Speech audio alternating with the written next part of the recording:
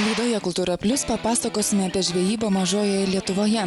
Sužinosite, kokiais neįprastais būdais buvo gaudomos lašišos ir unguriai, kokie čia buvo draudimai ir prietarai. Apsilankysime Juodkrantėje, kuri net kelis amžius buvo vienas garsiausių, gražiausių ir prabangiausių kurortų Rytų Prūsijoje. Apie visą tai laidoje Kultūra Plius papasakosime netrukus.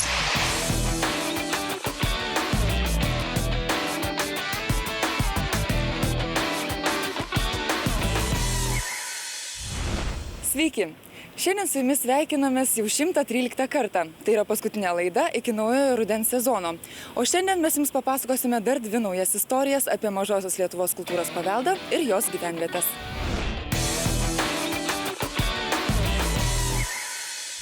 Juodkrantė antra pagal dydį gyvenvietė Kuršių Nerijoje, kuri XIX amžiaus viduryje išgarsėjo kaip kurortas. Kviečiu šiandien apsilankyti šiame istorinėme urbanistinėme draustinyje ir sužinoti, kaip Juodkrantė gyvena šiandien, kokia buvo jos istorija. Juodkrantėje žmonių gyventa nuo seno. Jos apylinkėse rasta akmens, žalvario ir ankstyvojo geležies amžiaus archeologinių gintaro dirbinių. Juodkrantė rašytiniuose šaltiniuose minima jau 1429 metais. Juodkrantės istoriją galima palyginti su Fenikso mitu, todėl kad ne kartą jinai buvo ant užgesimo ribos ir vėl surasdavo savį kažkokį potencialą naujam ir labai sėkmingam etapui istoriniam. Tai iš tiesų pirmoji Juodkrantė buvo ne toje vietoje, kur mes dabar esame ir kur šitas pastatas stovi. Jinai buvo maždaug 2,5 km šiaurės kryptimi, tai yra Klaipėdos kryptimi prie jūros. Prie jūros ir pirmasis paminėjimas yra iš 14 amžiuje, tai ordino dokumentai, kurie nieko tikslaus nepasako, kalba eina apie nelaimę patyrusius laivus audroje ir ties Švarc-Ort, kažkokia landšaftinė asociacija galėjo būti, galbūt miško gabalėlis tokiam Nerijos smėlynų fone ar panašiai. Žodžiu, kažkokie tikslesni duomenys yra nuo 16 amžiaus pradžios, kada mokami mokesčiai ir taip toliau. Pačioje 17 amžiaus pradžioje senąjį kaimą beveik užpustė smėlis. Jis labai nukentėjo nuo maro, čia liko tik 6 apgyvendintos sodybos. Smėlis tebeslinko ir pajūrio Juodkrantė paskutinį kartą minima 1724 metais. Kaip tik apie 17 amžiaus vidurį tuometinė valdžia, o tai reiškia Prūsijos valdžia, nutarė čia įsteigti pašto stotį. Kaip žinia, Kuršių Nerija nuo 17 amžiaus vidurio buvo labai svarbi 100 km atkarpa tarptautinėje pašto trasoje. Ir ji tokia funkciją jį vykdė iki pat 19 amžiaus pradžios. 17 amžiaus vidury čia nutarta įsteigti pašto stotį ir ją steigė būtent čia jau, prie marių.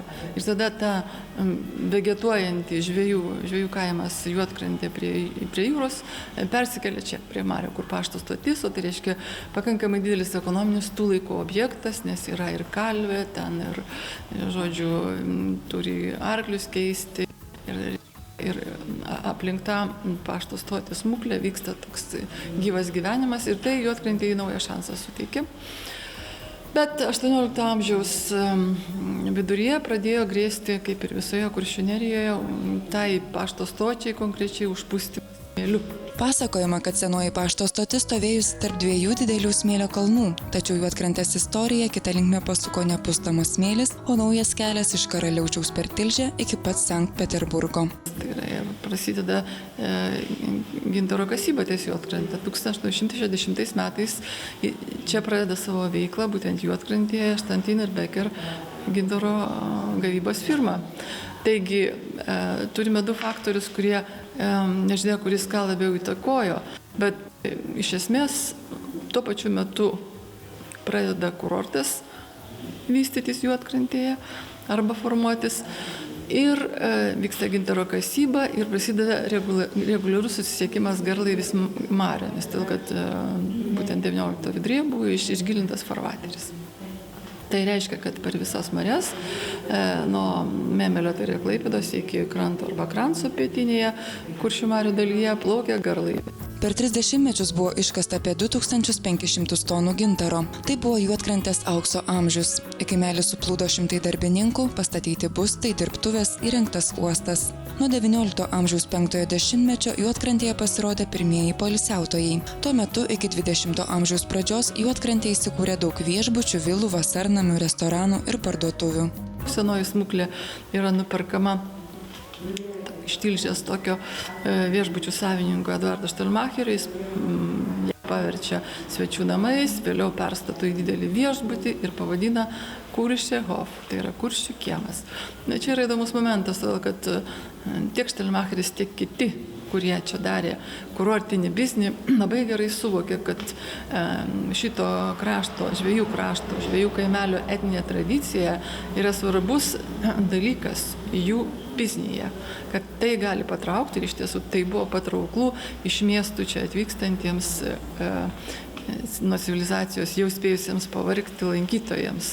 Žvejų kaimų virsmo kurortais laikotarpis į Kuršių neriją atnešė madingą aprangą, pramogas, o svarbiausia naują architektūros stilių – kurortinę infrastruktūrą. 20 amžiaus pradžioje pastatytas ryškus modernus kurorto akcentas – puošnios architektūros poilsio kompleksas su gydomosiomis vandens, angliarūgštės ir purvo voniomis Luisenbad. Šis kompleksas tapo Juodkrantės vizitinė kortele. Juodkrantė tapo pirmuoju kurortu Kuršių nerijoje ir iki pat karo buvo vienas didžiausių ir prabangiausių kurortų šiame regione. Juodkrantės populiarumą rodo tai, kad 1913 metais tam tikromis savaitės dienomis čia švartuodavosi net 8 garlaiviai. Dar pašto kelio laikais Juodkrantėje lankėsi nemažai garsių asmenybių, tokių kaip Denis Diderot ar karališkoji šeima. Juodkrantės kaip kurorto privalumai reklamuojami ir spaudoje, leidžiami informaciniai vadovai turistams, reklaminiai lankstinukai. Žvejai labai daug išlošė iš to, kad čia susiformavo kurortas. Visų pirma, jie turėjo daugiau galimybių parduoti žuvį vietoje. Nereikėjo viską vežti į kitą krantą arba į Klaipėdos turgų. Būtinai viešbučiai pirkdavo nemažai žuvies. Todėl, kad mano minėtame didžiausiame Kuršių kieme viešbutyje galėjo vienu metu pietauti 200 svečių. Tai įsivaizduojate, kad produktų kiekis irgi buvo užsakomas pakankamai didelis. Bet žvejai ir kita prasme išlošė iš kurorto, todėl kad jie taip pat pradėjo nuomoti savo namus. Aišku, visų pirma, 19 pati pabaiga ir 20 pradžia, tai Juodkrantės žvejų kaimo vaizdas labai keičiasi, todėl kad žvejai truputį prakutę, jie persistatė namus, nes iki tol ten, sakykime, 19 amžiaus 80-metis, 7 ir iki tol tie namai buvo be kaminų, paprastos dūminės pirkios ir ten, aišku, jokių svečių poilsiautojų, ta prasme, priimti niekas negalėjo. Riba tarp žvejų kaimo ir kurortinės miesto dalies, vadinamos vilų kvartalu, buvo labai aiški. Bažnyčią 18 amžiaus pabaigoje Juodkrantę perkėlė užpustyto Karvaičių kaimo gyventojai. Tada jis sudegė ir 1885 metais šitą mūrinę bažnyčią raudonų plytų, tarp kitko gana garsaus architekto projektuota, Andrėja Štiulerio. Ir vargonus tai bažnyčiai padovanojo būtent gintaro gavybos firmos savininkas Moricas Bekeris. 20 amžiaus pradžioje Juodkrantės centrinė dalis sparčiai augo. Ji tapo svarbiausia tradicinio žvejybos verslo ir stambiausia Kuršių nerijos gyvenvietė. Pirmasis pasaulinis karas Juodkrantės labai smarkiai nepaveikė. Pirmo pasaulinio karo pats mokumas Vokietijos gyventojų, šiuo atveju tie, kurie iš Karaliaučiaus atvykdavo, jis buvo mažesnis, todėl kad Vokietija išgyveno sunkius laikus, tai buvo infliacija ir taip toliau. Bet po poros vasarų atsigavo ir tas lankytojų srautas čia Juodkrantėje kaip nuo 19 amžiaus pabaigos buvo 2000 per sezoną, tai tuo laiku didelis skaičius. Tai jis tarpukaryje pasiekė 3000. Tie, kurie buvo įpratę, ypač iš Karaliaučiaus, Tilžės, poilsiauti Juodkrantėje, jie ir važiavo iki pat karo pabaigos. Tai reiškia, antro pasaulinio karo pabaigos, tai reiškia iki 1944 metų vasaros Liepos pradžios. Čia dar buvo poilsiautojų sezonas, prasidėjo kaip ir visada. Bet štai Liepos pradžioj staiga pradėjo išvažinėti, todėl kad jau iš esmės pradėjo girdėtis kanonada karo. Vienas dalykas, antras dalykas, kaip prisimena čia tie vietiniai gyventojai buvusiai, Liepos pradžioj pasirodė pirmi kūnai pajūryje negyvų iš susprogdintų laivų. Baigiantis Antram pasauliniam karui, dalis žmonių iš Klaipėdos traukėsi per Kuršių neriją. Kartu su jais evakavosi ir Juodkrantės gyventojai. Paskutiniai savo gyvenamąsias vietas paliko iškart po Kalėdų. Po Antrojo pasaulinio karo apleistų ir apgriautų, savininkus praradusių vilų niokojimas tęsiasi dar kelis dešimtmečius. Tačiau iki šiol gyvenvietės struktūroje matomi buvusio Rytų Prūsijos kurorto atspindžiai, fragmentiškai išsaugotas urbanistinės struktūros ir architektūros savitumas. Nuolat gyvenančių skaičius vis mažėja. Tai yra gyventojų skaičius formaliai auga, bet tai yra apartamentų savininkai, kurie atvyksta arba savaitgalį, arba tik vasarą. Tai žiemą čia lieka keli šimtai gyventojų. Lieka vis mažiau ir mažiau. Juodkrantė antra pagal dydį gyvenvietė Kuršių nerijoje. Tai istorinis urbanistinis draustinis, linijinio plano gyvenvietė, nusidriekusi 2 km palei marias. Kurortas ir šiandien mėgiamas ramų poilsį vertinančių turistų. Neatsitiktinai klaipėdietis dailininkas Adomas Brakas Juodkrantę yra pavadinęs lietuviškos rivjeros visos Kuršių nerijos perlu.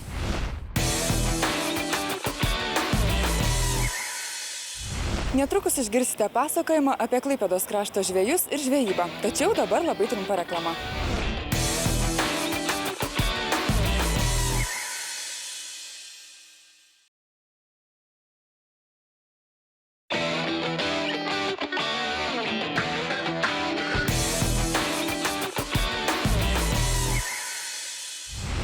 Žvejyba neatsiejama Klaipėdos krašto istorijos dalis. Lietuvininkai žvejojo Baltijos jūroje, Kuršių mariose, Nemune ir kitose šio krašto upėse. Šiandien laidoje jums norime papasakoti apie Klaipėdos krašto žvejus, žvejybą, jų tradicijas ir papročius. Mažosios Lietuvos gyventojai jūros ir marių stichijos dievybę laikė bangpūtį, dar vadinta ir vėjopačiu. 17 amžiuje jis buvo įsivaizduojamas kaip dviveidis stabas išpūstomis lūpomis, kuriam ant galvos tupi gaidys. Jis pats rankose laiko žuvį ir statinaitę. Išplaukdamas į žvejybą, karklės žvejys turėjo vėjopatį, išsidrožęs ant stiebo. Tai toksai žmogus, kuris virš galvos jo buvo išdrožtas gaidys, kažkodėl tai ant galvos tupintis, rankoje jisai laikė kažkokį sparną. Labai įdomus tvarinys, labai įdomus drožinys, kuris atnešdavo šitam žvejui laimę. Ir jis buvo pats turtingiausias karklės žvejys 1609 metais. Sėkminga žvejyba priklausė ne tik nuo gerų priemonių ir gero oro ir gero laimikio, bet ir nuo burtų, nuo aukojimo. Tai kiekvieną kartą žvejas, matyt, grįždavęs iš žvejybos, paaukodavo vieną žuvį dievui. Ir tokių aukų, pavyzdžiui, Prūsijoje minima, kad prie Baltijos jūros buvęs akmuo gulščias ir ant to akmens kaip stalo aukojo žuvį, kad būtų didesnis laimikis. Pirmosios rašytinės žinios apie žvejybą šiame krašte yra iš Klaipėdos miesto privilegijų, kuomet miestui suteikiant Liubeko teisės buvo užrašyta laisvos žvejybos teisė Kuršių mariose. Jomis leidžiama žvejoti lietuvių pusėje iki Ventės ir Nemune, kaip nuo seno tenai buvo žvejojama. Nemuno delta tai yra toksai rajonas, kuriame yra labai daug upių, labai daug įlankų, protakų ir įvairių ir seklių, ir gilių vietų, ir duobių, ir duobelių. Ir tokioj didžiuliai beveik 50 km pločio deltoje susiformavusios Kuršių marios ir Kuršių nerija, tokioje aplinkoje žuvim buvo labai, kaip čia sakant, labai patogi vieta gyventi ir daugintis. Žvejyba iš valčių velkamais tinklais, vadinamais kiudeliais, buvo ypač prižiūrima. 15 amžiaus pradžioje buvo net 39 žvejybos prižiūrėtojai. Tinklai buvo kelių rūšių – pakrančių, lašišiniai, unguriniai bei kiudeliai, o jų skaičius valtyje buvo griežtai reglamentuojamas. Už pagautą žuvį buvo nustatyti mokesčiai. Kuršių marios garsėjo žuvų gausa. Tai buvo tiek net stebėjusi ir senieji vokiečių tyrinėtojai, kad, pavyzdžiui, Henenbergeris 16 amžiuje rašė, kad prie Rasytės Kuršių marių įlankoje Gausutė, vardas net toksai, toje Gausutės įlankoje vienu tinklo tempimu buvo pagauta tiek žuvies, kad už jas buvo gauta 1500 markių. Tai buvo milžiniškas kiekis žuvies. Ne visa pagauta žuvis priklausė žvejui. Įvairiais laikotarpiais didesnė ar mažesnė dalis laimikio turėjo būti atiduota vadovybei. Žvejojama buvo pasistačius būdą, nedidelį pastatą ant kranto, taip pat iš valties ir pakrantėje. Beveik visa ta žvejybos technika išliko per keletą tūkstančių metų. Tinklai buvo ir Kuršių mariose dar pirmieji tinklai buvo kurniniai, tai buvo lininiai arba iš karnos. Tokių tinklų nesam net matę, nes pavyzdžiui iš liepos karnos padarykite tinklą ir kiek jisai laikys tas tinklas. Tai vat Kurno valtis, pavyzdžiui, rodo pavadinimas, kad tinklai buvo kurniniai ir Kurno tinklas reiškia iš karnos padarytas tinklas. Kiek jisai laikydavo, nežinom, bet, pavyzdžiui, lininius tinklus iš linų siūlų, tai juos būtinai reikėdavo išdžiovinti po žvejybos. Ir žvejų sodybose, gyvenamajame name, antrajame aukšte, buvo tokia kaip rūkykla, kūrendavo pačioj ugnį, virdavo valgyti, o dūmai kildavo į pastogę ir ten rūkydavo tuos tinklus, kad jie nesupūtų. Jūroje buvo žvejojama laivais, kurie beveik nesiskyrė visose Baltijos pakrantėse. Tik sekliose mariose plaukioto plokščiadugniais laivais. Iki Ventės rago buvo mažieji laivai, kuriais buvo galima išplaukti labai lengvai, ar iškėlus burę, ar irklinę. Jos vadinosi tos valtis venterinėmis, nuplaukdavo iki Venterio, teisingiau sakydavo, išbėgdavo. Išbėg laivelis, tai yra išbėga, patikrina Venterį ir grįžta. Labai greitos, labai patogios, o štai jau nuo Ventės rago, kur prasideda Kuršių marių platuma, jau ten būdavo didieji laivai, tai yra kurėnai, didžiuliai, patys didžiausi Kuršių marių žvejybiniai laivai, ir jie jau buvo sunkus, nepaslankus, bet jie nebijodavo bangų. Ir akmenų, jeigu ant akmenų užplaukdavo. Ir tais laivais jau manevruoti ir plaukti būdavo sudėtingiau, tačiau šitie laivai turėdavo daugiau jėgos ir jie galėdavo vilkti tokį tinklą, kuris vadindavosi kiudelis. Yra užrašytas šiandien jau nebežinomas būdas unguriams upėse gaudyti. Medinė dėžė maždaug kambario pločio ir žmogaus dydžio su pragręžtomis nedidelėmis skylėmis vandeniu ištekėti nuleisdavo į vandenį. Geriausias metas tokiai žvejybai – vasaros naktis, kuomet griaudžia perkūnija ir žaibuoja. O tuomet unguriai blaškosi, nebežino kelio, todėl srovės nešami pakliūna į dėžę. Ryte užstatoma apsauginė lenta, dėžė pakeliama, o joje randami unguriai be jokio vandens. Buvo ir nuo krantos traukiami tinklai ir dabar naudojami, pavyzdžiui, stintų žvejyboje, Nemuno deltoje, Skirvytėje, Atmatoje irgi yra tokie tinklai, kurie užmetami iš valties, vieną galą paliekant ant kranto ir užsiaučiamas didžiulis plotas vandens ir tinklas partraukiamas ir surenkama žuvis. Tai buvo lašišų užtvaros. Visą, sakykime, upės plotį užtveria, užkala kuolais, užtveria tinklu ir tinklo kitoje pusėje pastato krepšius tokius, kaip pintus krepšius, į kuriuos iššokdavo pati žuvis. Ji lašiša įveikdama kliūtį, jinai šokinėja, kaip žinote, kildama aukštyn, neršti. Ir peršokdama arba per tarpus įleisdavo tą žuvį ir tiesiai jinai pakliūdavo į tuos krepšius. O nardytojai turėdavo ištraukti tuos krepšius. Ir 1558 metais nardytojai prie Atmatos skundėsi, kad jų amato niekas nenori mokytis. Niekam neįdomu ir niekas nenori rizikuoti, nardyti, ištraukti tų krepšių. Tokių užtvarų buvo ne viena, o lašišų gaudymo pažiūrėti susirinkdavo daugybė žioplių. Žvejyba užtvarų pagalba buvo labai pelninga, tačiau labai griežtai prižiūrima. 19 amžiuje, pavyzdžiui, net ir karaliai atplaukdavo stebėti tos lašišų žvejybos. O žvejyba įdomi tuo, kad bent jau tokia detalė man buvo įdomi, kad, pavyzdžiui, sugautas lašišas labai įdomiai rūšiuodavo. Nebegyvas lašišas iš karto išdarinėdavo ir džiovindavo, o gyvas sūdydavo. Stintų buvo labai gausu ir buvo labai nevertinga žuvis. Ir jeigu jos neparduodavo, pardavinėdavo kibirais, maišais. Ir jeigu nepavykdavo parduoti, tai būdavo kaip trąša. Įberdavo į vagą, pavyzdžiui, svogūnus augindami ir stintos buvo trąšos, nes jų buvo tiek daug. Dabar labai vertinga žuvis ir jo toliau jau brangiau kainuoja. Žvejybos teisę turėjo visi pamario kaimai, kuriuose bent keli žvejai vertėsi žvejybą paskutiniuosius 40 metų. Žvejojama buvo griežtai laikantis taisyklių ir su tam metų laikui leidžiamais tinklais. Vėliau buvo galima tokią žvejybos leidimą nusipirkti. Ir buvo tie senieji žvejai, kurie turėjo savo privilegijuotieji, ir naujieji, kurie nusipirkdavo žvejybinį plotą arba žvejybos, sakykime, kažkokiu tai būdu leidimą ir galėdavo žvejoti. O Be leidimo žvejoti buvo griežtai draudžiama, tuo labiau, kad Prūsijoje buvo labai griežta žvejybos priežiūra ir žiūrėdavo ir kokias žuvis gaudai, ir kad per daug nesugautum, ir kad gaudytum savo vietoje, o ne kitoje.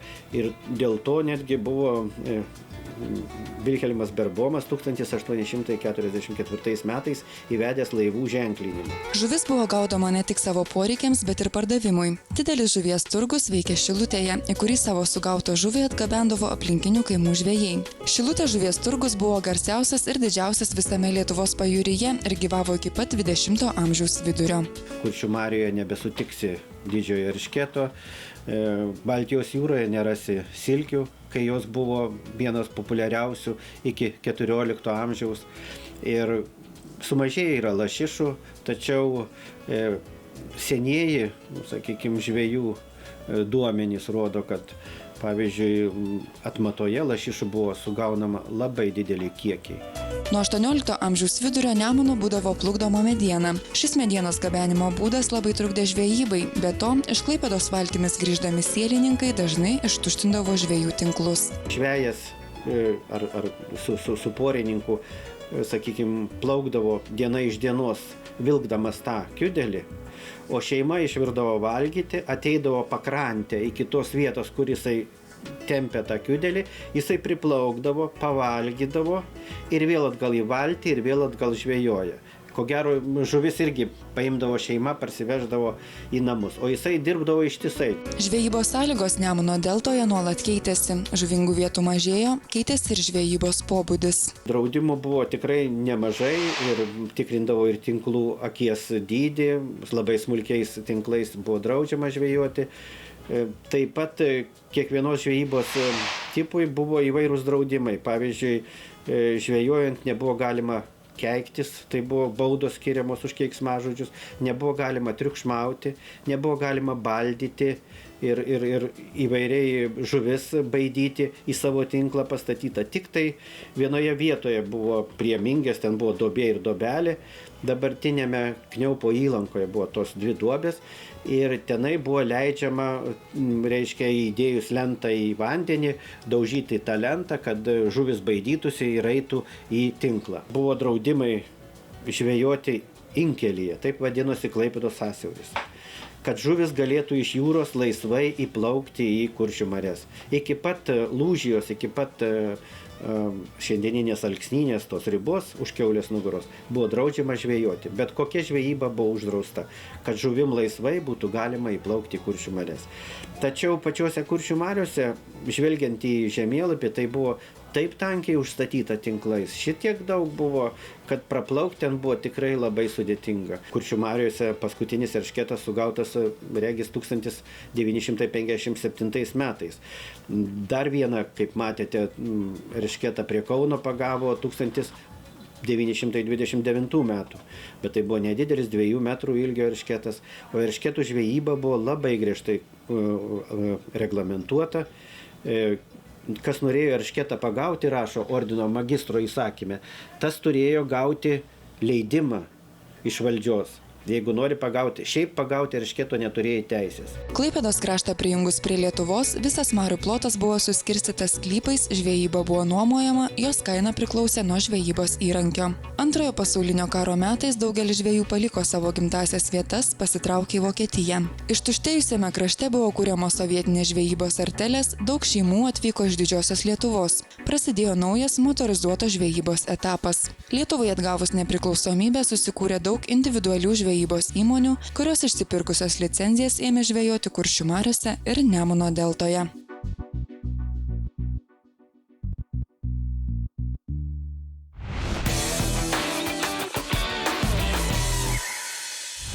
Laidos Kultūra Plius kūrybinė grupė jums linki gerų atostogų ir kūrybingos vasaros, o mes susitiksime rudenį. Beje, visus laidos Kultūra Plius įrašus galite pažiūrėti TV3 Play svetainėje. Iki pasimatymo. Su jumis laida Kultūra Plius.